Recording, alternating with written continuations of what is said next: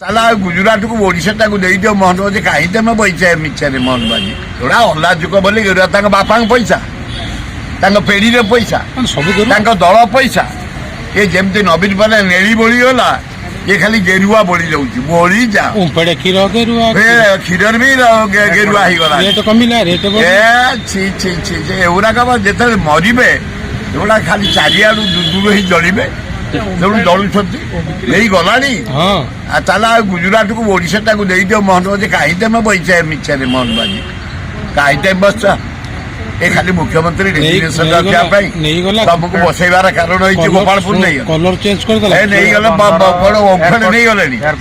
airport ନେଇଗଲେ ଆଉ ବାକି ପାରାଦୀପଟା ନୂଆ ପିଲା କିଛି ଲାଗିଯିବେ ତେବେ ତମର ମୋହନ ବାଜି ଶୋଇଥା ଯେମିତି ତମେ ଯିବ ତମ ଗାଁକୁ ପଳେଇବ ସେ ଗାଁରେ ଶୋଇଥବ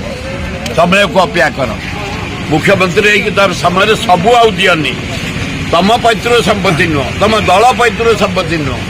ଇଏ ହେଉଛି ଓଡ଼ିଶାବାସୀଙ୍କ ସମ୍ପତ୍ତି ତାକୁ ତମେ ବିକ୍ରି କରିଦେବ ଆମେ ଆଉ ସମ୍ଭାଳିବା ପରିସ୍ଥିତି ନାହୁଁ ବିରାଟ ଆନ୍ଦୋଳନ